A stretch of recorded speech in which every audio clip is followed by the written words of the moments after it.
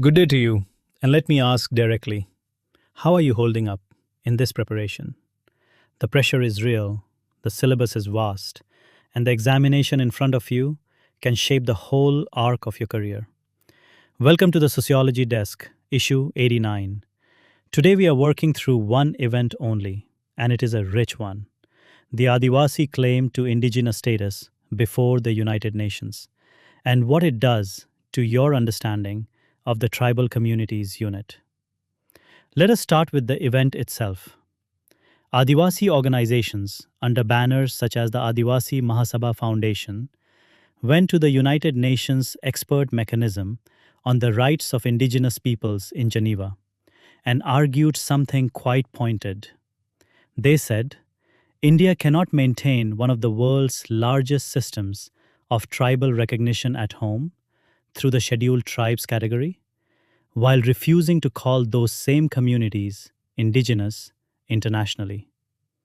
This sits squarely inside Paper 2, under Tribal Communities in India, specifically the subunit on issues of integration and autonomy. Now, here is the concept you must anchor this to. The sociologist T.K. Oommen draws a sharp line between the state and the nation.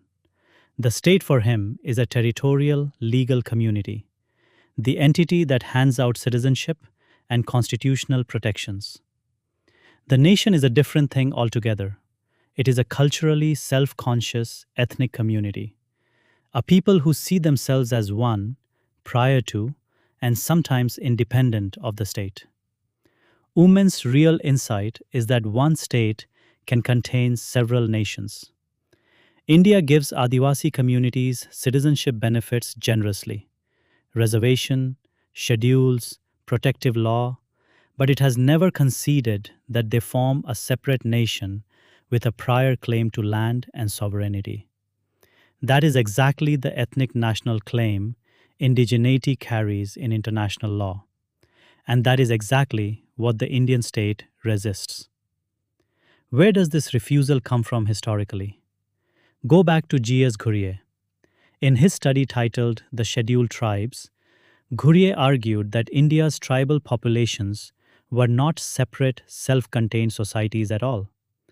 They were backward sections of the Hindu social order, waiting to be brought into the mainstream. Notice what this does. If tribes are just a backward stage of the same civilization, there is no distinct people to recognize as indigenous. Ghurye's framework, decades old, is quietly still doing the work of denying that claim today. If you remember one name for this answer, remember Oommen. The formulation you can reproduce almost exactly in your script is this: a state may be shared by several nations, and simply granting citizenship rights does not resolve a community's claim to be recognized as a distinct nation. That single sentence, attributed correctly to Oommen's book, Citizenship, Nationality, and Ethnicity, will do more for your marks than 3 paragraphs of description. Now let me put on the examiner's hat for a moment, because this is the part that actually moves your score. An average script, sitting around 14 out of 20, will spend most of its words narrating what happened in Geneva, who said what, which ministry responded. A script sitting at 18 or 19 out of 20 does something completely different. It opens with a structural claim, not a definition. Something like, indigeneity is a classificatory outcome, not a biological fact. It names Oommen's distinction precisely, state versus nation, and applies it in one clean sentence to the event. It does not spend more than 1 or 2 sentences on the Geneva submission itself. That is your evidence, not your destination.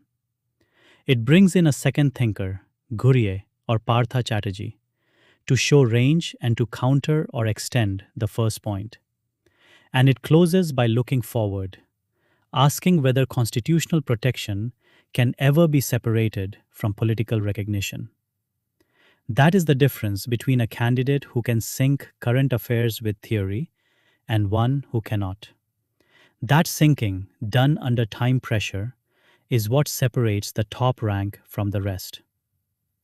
Here is a question you should be ready to answer.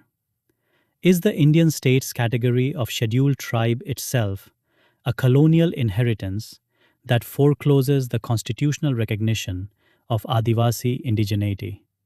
Critically examine. Practice writing that answer in 25 to 30 minutes, using exactly the structure we just discussed. Let us recap quickly.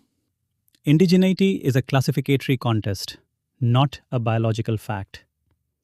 Oommen separates the state's citizenship logic from the nation's ethnic logic.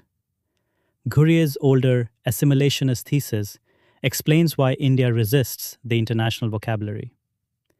Chatterjee's idea of political society explains why the claim has now moved to an international forum. And through all of this, the Geneva submission is your evidence. Use briefly, while the theory remains your destination. That is today's issue. I want to leave you with this thought. Preparation for this examination is long, and some days will drain you more than they build you. But the candidates who keep showing up day after day, on the ordinary days and not just the exciting ones, are the ones still standing in the final list. If you would like the complete answer block, the model answer, the flashcards, and the examiner notes for today's events, drop your email in the comments or write to us at team@